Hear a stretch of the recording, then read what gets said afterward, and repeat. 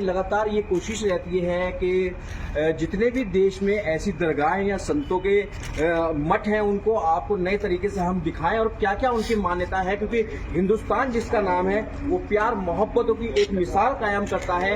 ऐसे ही पीर और मुर्शिद लोग जो है उन मोहब्बतों को और बढ़ावा देते हैं। यहाँ हम आज आए हैं पूना में सलामती पीर के दरबार पर। यहाँ हजारों ज़ायरीन अपनी मुरादें लेके आते हैं और लगातार उनकी मुरादों को पूरा होते हुए यहाँ लोग देखते हैं। और जिसको लेकर हम यहाँ ये रहमत शाह अली पीर जी हैं, यहाँ पर सलामती पीर के नाम से ये जाने जाते हैं। काफी फेम दरगाह है ये पूना की यहाँ पर, और मैं आपको दिखाना चाहता हूँ कि उनका ताज भी यहाँ रखा हुआ है और लोग आकर यहाँ पर अपनी जायज मुरादों को मानते हैं और उनकी मुरादें कहीं ना कहीं पूरी होती हुई दिखाई देती हैं, जिसको लेकर ये दरगाह काफी चर्चाओं में रहती है। और लगातार यहाँ जायरीनों का जो एक हजूम है वो आप देख सकते हैं किस तरीके से यहाँ जायरीन अपनी मुरादों को लेके आते हैं और कहीं ना कहीं उनकी ये मुरादें पूरी होती भी हैं। इसी कड़ी में हमारे साथ उनके लड़के जो है वो भी यहाँ पर पुत्र उनके यहाँ मौजूद हैं। उनसे जानेंगे कि आखिर क्या क्या इस दरगाह की विशेषताएं हैं और पूना में ये दरगाह स्थित है।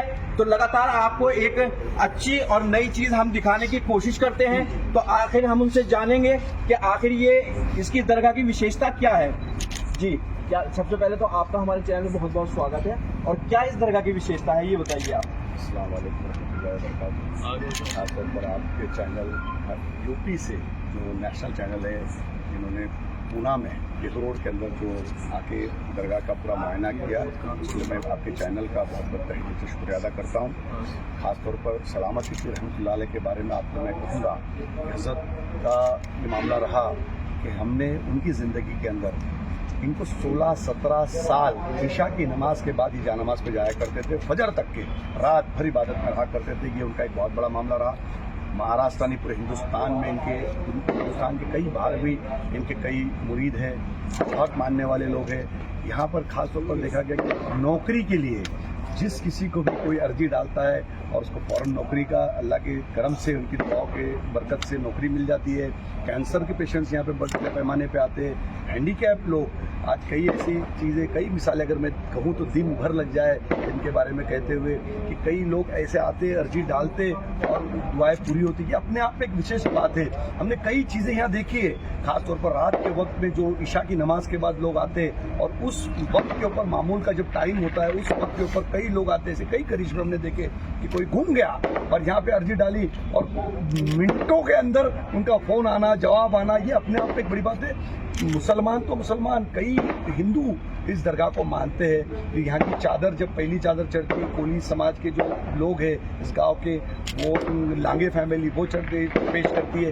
ये अपने आप में एक बड़ी बात है। आप इस दरगाह का जब गुम्बद देखेंगे तो सभी धर्मों के धर्मगुरुओं ने मिलकर उस गुम्बद को इसकी चढ़ाया था।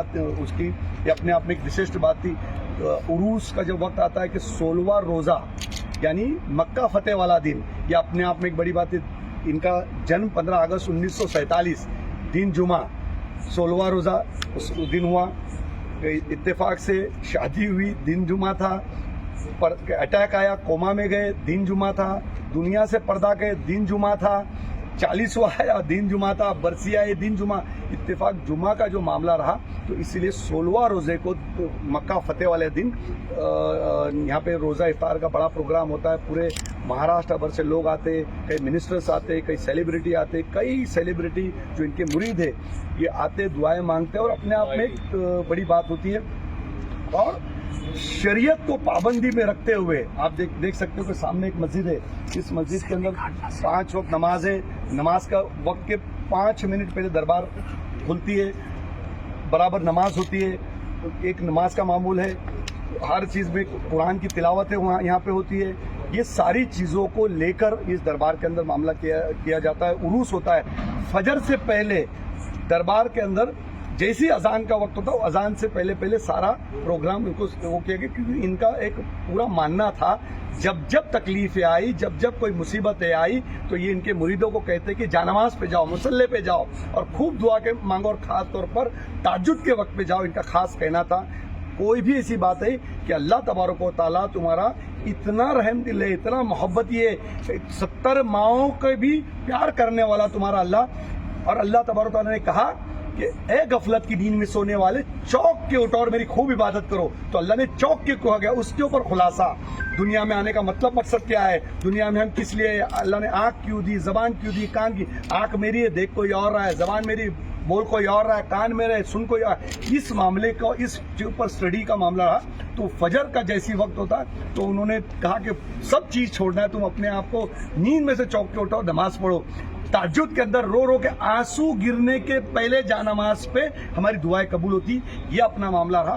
तो हर चीज़ों को शरीयत, तरीकत, हकीकत, मारिफत और इल्म इरफान को जानने वाला ये पीर, जो सलामती पीर रहमतुल्लाह अलैह के दरबार में जब आए, मुझे यकीन है जितने भी लोग यहाँ से आज दूर दूर से आए, सभी की हाजिरी कबूल 100% हुए, सभी की दुआएं कबूल हुई 100%। हम दुआ करते कि आपके चैनल के माध्यम से पूरे हिंदुस्तान को हम पैगाम देते, आप महाराष्ट्र में जब कभी भी को आए, देहू पूना में जरूर आइए। ये मैं आपके चैनल के माध्यम जितने भी देश में पवित्र स्थल हैं, वो समाज को किस तरीके का मैसेज देते हैं? जितने भी देखो सूफी संतों को अगर हम जब बातें करते, सरकार गरीब नवाज की हम जब बातें करते, तो इस देश के अंदर सूफियों ने, संतों ने मोहब्बत का पैगाम पहुंचाया, मोहब्बतों से दिलों को जीता। इसीलिए ही आज दरगाहों पे जब जाते कि हर जाति धर्म का कोई भी व्यक्ति हो कि जाता है, पूरे यकीदे के साथ जाता है, मोहब्बत के साथ जाता है, क्योंकि इन्होंने मोहब्बतों का पैगाम पहुंचाया। इन्होंने सबको गले लगाया, जैसा एक मुर्गी अपना पर जब खोलती है तो अपने बच्चों को सिमेट लेती है, इन्होंने सबको अपना पंख खोल के अपने बाहों में ले लिया। इसीलिए आप सूफी संतों से, हर कोई जाति धर्म का व्यक्ति होगा वो मोहब्बत करेगा, और अल्लाह तबारक व तआला इनकी दुआओं की बरकत से सुनता है, दुआएं सुनता है, मुरादें पूरी होती है, और वही तरीके